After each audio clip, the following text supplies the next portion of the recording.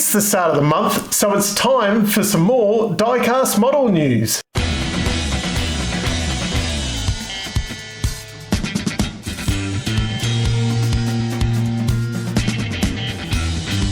February was a very quiet month with releases and announcements, but possibly one of the biggest announcements for the year was made in February. I did hint at this one last month, but Authentics have confirmed that they are doing a 1/12th version of the 1984 Bathurst winning Big Bagger Commodore. Probably the biggest surprise on that as well is that you can get the runner-up car too. So you can have the winner and the runner-up next to each other. They're also going to be doing a 1/43rd version. I don't think this car has been done previously in 1/43rd as well.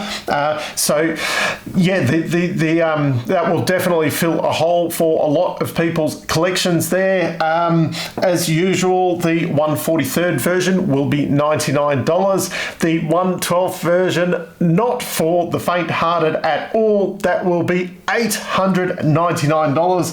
So just a cool $1,800 if you want to have the two of them next to each other. I don't think there'll be a lot of people signing up for that one. As usual, there'll be no cigarette advertising on these cars. Due to the stupid rules we have in this country, I can kind of understand it, but I've been following racing since I was a little kid and I've never wanted to smoke. Granted, if I did try smoking, I'd probably grab a pack of Marlboros to start with, maybe some Winfields or Peter Jacksons. I'm trying to remember. Rothmans was always a good one. Mod 7s, I don't think they're available here. It would influence what brand of cigarettes I would choose to smoke, but I never looked at a car and wanted to smoke. It's like, I don't look at that and want a can of Monster Energy. If I was going to grab an energy drink, it probably would be a Monster or a Red Bull because of the, supporting my chosen sport. Or if I go and buy, oil for my car, I'd probably choose Mobil 1 or Penrite or Newlon in preference. It doesn't make me want to go and buy oil, but it influences my decision to go and buy the oil. Anyway, this is about models, not about sponsorship programs. So yeah, $900 on a model. It's a lot of money. No official numbers on how many of these will be coming out, but I'm sure, especially the 1/12th one, will be very, very limited numbers. I'd love to have one of these cars up close, just to have a look at it and show it off properly. But yeah. I'm not sure if the budget stretches to that much. Anyway, a few other announcements from Authentics this month. Some more Imagination Project cars. These are fantasy cars, essentially. This time we've got an FGX version of Marcus Ambrose's 2003 championship-winning Pertec livery. Once again, an old livery that looks really cool on a new model car. And also there is a VF version of the 2003 Bathurst winning Murphy and Kelly Kmart car.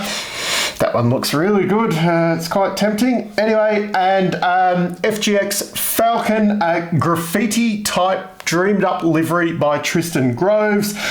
I've been very critical of these cars in the past, but this one actually looks really cool. If I was going to get one of these cars, this is definitely the one that really grabs me at the moment. I don't know what it is about it. That graffiti kind of with the Falcon and that. It looks like it could be a real kind of race car, but really, really out there. Done a really good job on that one. Not sure if I will add it to my collection, but these things, they're getting cooler and cooler, I think, as they kind of get a bit more into it. As I've said, I'm not too sure on the made-up kind of race cars. And speaking of made-up race cars, now in stock this month, the only cars to be released this month, Authentics, once again, they seem to be doing a lot of work where some of the other companies have backed right off. Anyway, they've got a 1/18th and 1/43rd version of the DNA of ZB Commodore out.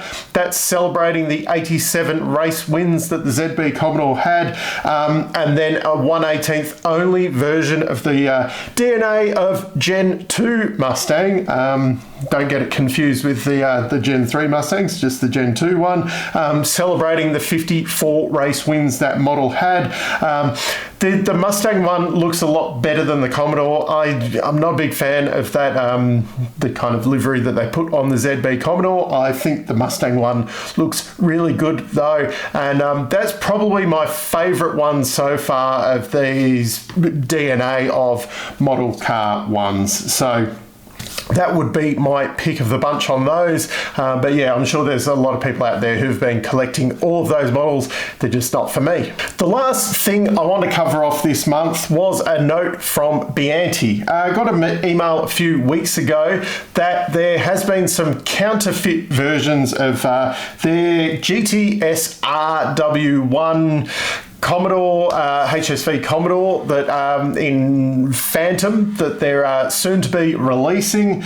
What I assume has happened is that the factory in China, after doing all the development and that, has kind of ran a few of these models using the mold and that, and snuck them out the back door, and they seem to be popping up on secondhand websites out there. Bianti have sent out an email basically saying, please don't buy one of these, they're counterfeits, they're not as good quality in that. I'm sure that the quality of them, I'm sure they're coming off exactly the same mold that the Bianti ones are off, and the quality will be exactly the same as what you will buy for an inflated price off Bianti.